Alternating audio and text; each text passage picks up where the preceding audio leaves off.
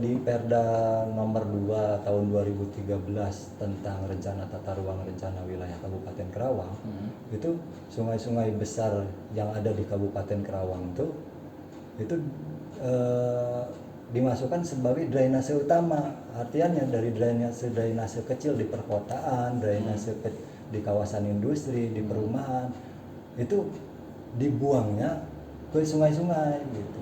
Makanya sayangnya gitu, peringatan dini cuaca itu tidak dibarengi dengan keseriusan dari pemerintah seperti itu. Harusnya kalau misalkan BMKG sudah melakukan peringatan dini, BNPB dengan BPBD di bawahnya itu melakukan persiapan, memperkuat kesiapsiagaan masyarakatnya seperti itu. BMKG sewaktu-waktu nanti melakukan peringatan dini cuaca untuk Kabupaten Kerawang, nah harusnya dibarengi oleh BPBD Kerawang, mensosialisasikannya ke masyarakat, karena masyarakat sekarang tuh ingin tahu, gitu, karena mereka juga tidak ingin terdampak, gitu. Artian tidak ingin terdampak tuh. Assalamualaikum warahmatullahi wabarakatuh. Halo Sobat PWI, kembali lagi dengan kita PWI Karawang TV. Di podcast kita kali ini, sekarang kita akan bertemakan yaitu penyebab banjir yang ada di Karawang. Bersama narasumber kita yaitu bernama Bang Willy Firdaus, biasa dipanggil Willy, sebagai akademisi kebencanaan. Pendidikan terakhirnya itu yaitu S2 UPN Veteran Yogyakarta, Magister Manajemen Bencana, dan organisasi saat ini adalah Forkadas, Forum Komunikasi Daerah Aliran Sungai Citarum. Tempat dia berada sekarang ada di Kampung Sawah, Kecamatan Jayakarta. Begitu Bang Willy. Ya, Bang Willy. Apa kabar Bang Willy sekarang? Alhamdulillah baik. Baik. Lagi sibuk apa nih sekarang, Bang? Sekarang tuh kebetulan dapat surat tugas dari Pusat Studi Manajemen Bencana UPN Veteran Yogyakarta gitu, untuk melakukan penelitian banjir Kerawang yang bulan Februari kemarin gitu. Nah, dari tanggal 1 sampai tanggal 28 Februari itu nanti akan diteliti banjirnya seperti apa. Wah, sibuk ya. Dari Februari sekarang gara-gara banjir Karawang gitu ya. Jadi kita mau wawancara tentang betul banjir Karawang nih, penyebabnya nih Bang. Pertanyaan pertama nih Bang, yang paling pertama nih, saya mau nanya nih Bang, banjir Karawang nih dan sekitarnya kan tahu sendiri Karawang hampir 15 kecamatan kan. Iya. Hampir 15 kecamatan banjir merendam Karawang. Nah, itu terjadi karena curah hujan yang memang intensitasnya tinggi atau emang karena kerusakan lingkungan sih Bang? Nah, yang pertama harus kita pahami itu ya jenis-jenis banjirnya dulu gitu. Agar kita bisa melihat untuk penyebabnya itu apa, karena curah hujan ekstrim atau karena tata ruang yang salah atau karena lingkungan yang memang sudah rusak atau karena memang drainasenya yang tidak ada gitu. Banyak penyebab-penyebab gitu ya. Jadi kalau misalkan di Kerawang tuh ada beberapa banjir gitu, seperti kalau misalkan di daerah hulu, di daerah pegunungan Sanggabuana dan Kars Pangkalan itu ada yang disebut banjir bandang gitu. Kemudian ada banjir luapan sungai seperti yang terjadi di Karangligar, kemudian di Karaba, terus Perum BMI itu luapan sungai. Kemudian ada banjir genangan. Banjir genangan itu seperti yang terjadi di Kecamatan Rengas Dengklok gitu. Gitu. Kemudian ada yang disebut banjir rob. Nah, banjir rob ini itu yang terjadi di daerah-daerah utara pesisir, yang seperti kemarin itu di Desa Cemara Jaya sampai ke Pusaka Jaya Utara Cilebar itu. Seperti itu. Nah, kalau misalkan kita sudah mengetahui ya jenis-jenis banjirnya itu, misalkan di hulu bandang, kemudian di perkotaan luapan sungai, kemudian di hilirnya di Kecamatan Rengas Dengklok itu ada genangan. Seperti itu. Ini masalahnya di mana? Apakah itu permasalahan curah hujan yang ekstrim atau karena kerusakan lingkungan gitu. Nah, kalau kita lihat data dari Perum Jasa Tirta 2 yang saya dapat untuk banjir pada tanggal 8 ya, tanggal 8 Februari. Februari kemarin ya. Karena yang untuk tanggal 21 masih saya simpan datanya, belum saya olah gitu. Nah, untuk curah hujan di Teluk Jambe gitu, Teluk Jambe Barat, Teluk Jambe Timur gitu ya. Itu pada tanggal 6 Februari itu curah hujannya sampai ke level 82 mm Itu udah tinggi apa gimana tuh kalau 82 tuh? Kalau misalkan ukurannya ukuran Perum Jasa Tirta 2 itu sudah tinggi masuknya gitu. Nah, kebetulan pada karena tanggal 6 curah hujannya tinggi, kemudian diikuti tanggal 7 tanggal 8-nya juga sedang gitu ya, antara 45 sampai 50 mm gitu. Maka terjadi banjir di tanggal 8 Februari seperti itu. Jadi kenaikan TMA, tinggi muka air Cibeet dan Citarum itu cepat di tanggal tersebut, tanggal 8. Tanggal 8 Februari itu ya.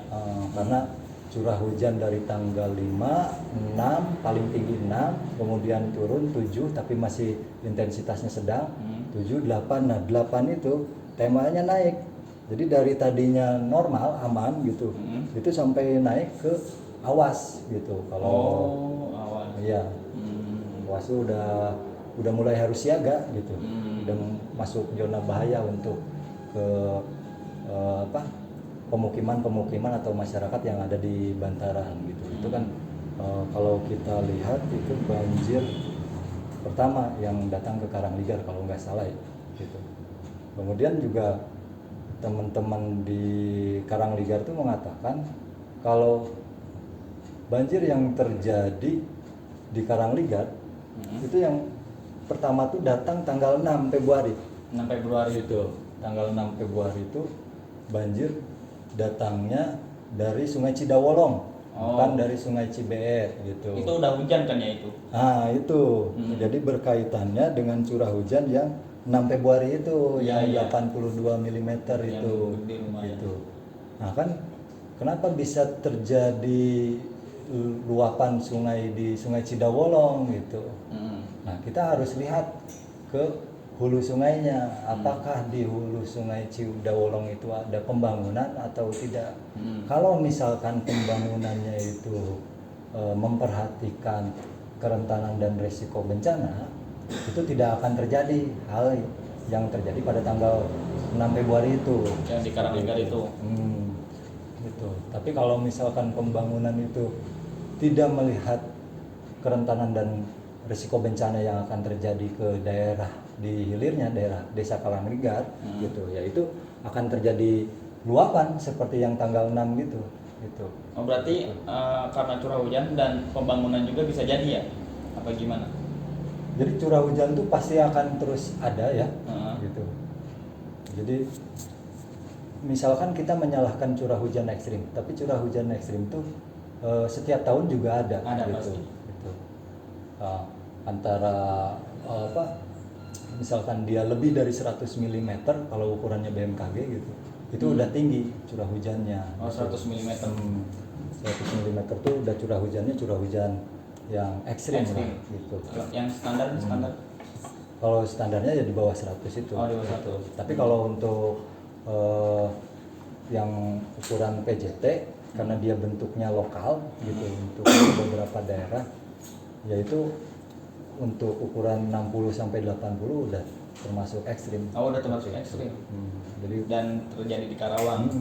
Gitu. Kalau kita lihat tanggal 6 Februari itu terjadi curah hujan yang tinggi, kemudian Karangligar Cidawolongnya meluap, gitu. Kemudian ditambah 7-8-nya masih terjadi hujan intensitas sedang, gitu. Yaitu jadi merendam. Jadi merendam ini desa Karangligar. Betul. Berarti memang ada karena hujan yang memang tinggi dari tanggal 6 sampai 8 itu tersebut. Iya. Dan ada memang bisa terjadi juga karena pembangunan itu tersebut ya. Iya, karena kalau kita lihat di hulu Sungai Cidawolong, hulu Sungai Cisalak, kemudian juga yang kemarin meluap di tanggal 20-21 itu Cikeretek, Cisubah, Cipatunjang, Mm-mm. Cicangor juga itu kan ada pembangunan di daerah hulunya seperti itu. Pembangunannya dalam bentuk industri, bisa dalam bentuk pemukiman maupun pertambangan seperti itu. Jadi seharusnya air hujan yang ke bumi itu bisa meresap ke dalam tanah. Ini karena jenuh tanahnya tidak bisa meresap air lagi, ya makanya lari ke sungai gitu. Seperti itu. Jadi kalau kita menyalahkan ini salah curah hujan atau salah pembangunan, ya kedua-duanya berkaitan. Berkaitan, gitu. Ya. Gitu. Karena pada dasarnya kalau misalkan tidak berdampak pada manusia, itu kadang tidak disebut bencana gitu. Kayak seperti banjir bandang terjadi di Pegunungan Sagambuana, di hutan gitu, tidak ada pemukiman, kadang tidak dianggap bencana seperti itu.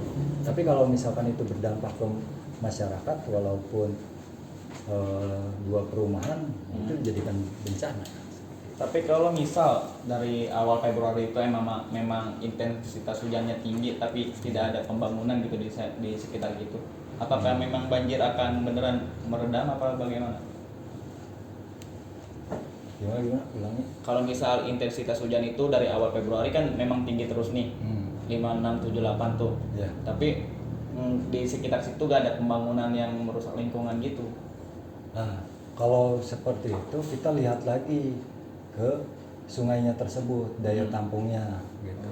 Karena kebetulan ya tahun ini tuh BMKG itu dari Oktober November 2020 sudah memberikan peringatan dini bahwa di Awal tahun 2021 itu akan terjadi La Nina, tahun basah di Indonesia. Oh. Gitu. Nah, makanya sangat disayangkan ketika peringatan dini BMKG ini tidak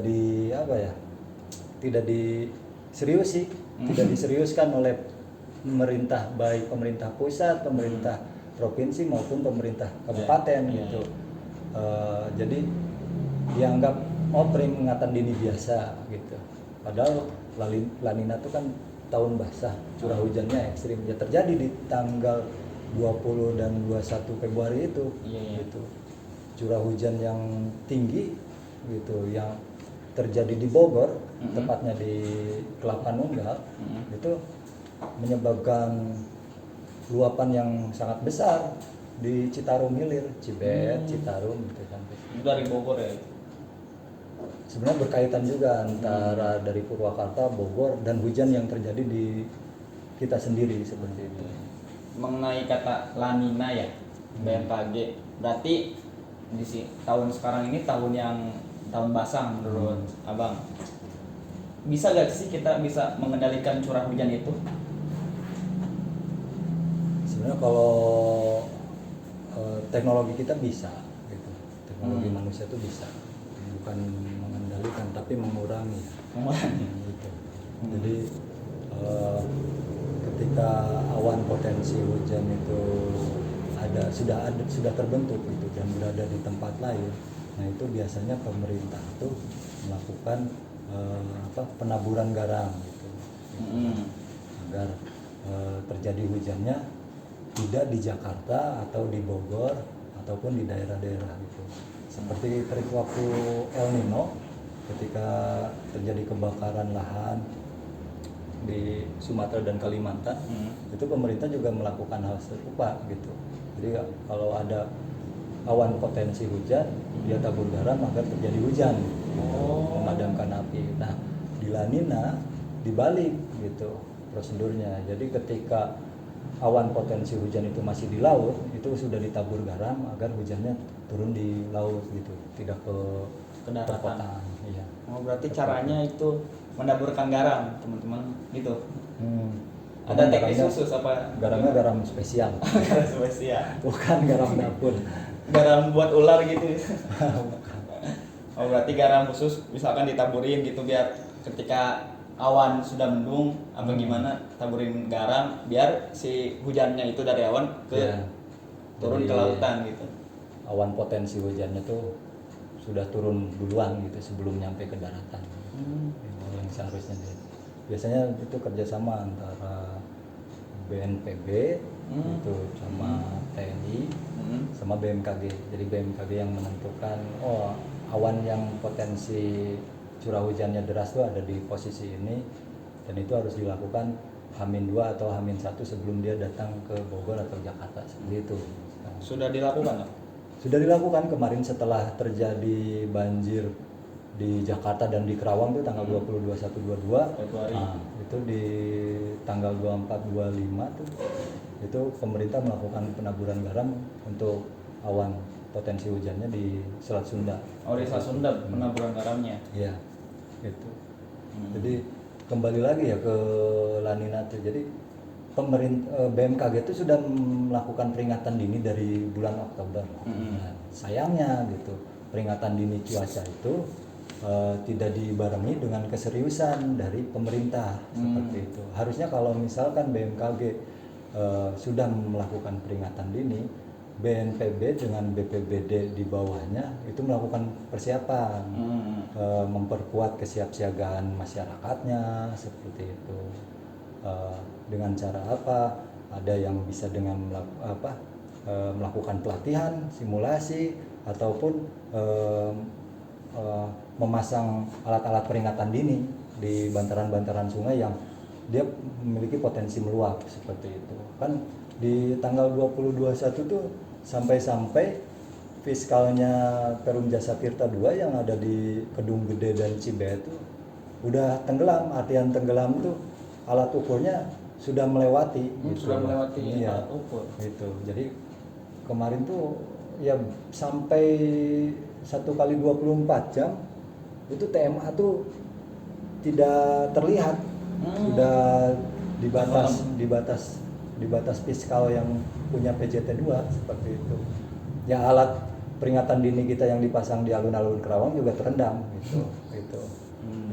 Seperti itu. Jadi kalau misalkan BMKG sewaktu-waktu nanti melakukan peringatan dini cuaca untuk Kabupaten Kerawang, nah harusnya dibarengi oleh BPBD Kerawang, mensosialisasikannya ke masyarakat, karena masyarakat sekarang tuh ingin tahu, gitu, karena mereka juga tidak ingin terdampak, gitu. Artian tidak ingin terdampak tuh ketika sudah tergenang rumahnya mereka baru mengungsi atau menyelamatkan barang-barangnya. Nah biasanya persiapan mereka gitu. Barang-barangnya keburu basah ya. Gitu. Nanti kan dampak kerugiannya lebih besar gitu. Berarti kalau seperti itu pemerintah bisa mengintervensi banjir dong? Apa bisa membuat kebijakan gitu untuk mengintervensi banjir? Ya sebenarnya bukan untuk menghilangkan ya, tapi mengurangi risikonya gitu. Pemerintah dengan kebijakannya, dengan kekuasaannya itu bisa mengurangi risiko yang harusnya tidak terjadi di tanggal 78 dan 2021 Februari itu gitu. Dengan cara apa? Seperti sekarang tuh di Perda nomor 2 tahun 2013 tentang rencana tata ruang rencana wilayah Kabupaten Kerawang, itu sungai-sungai besar yang ada di Kabupaten Kerawang itu dimasukkan sebagai drainase utama. Artinya dari drainase kecil di perkotaan, drainase di kawasan industri, di perumahan, itu dibuangnya ke sungai-sungai gitu. Makanya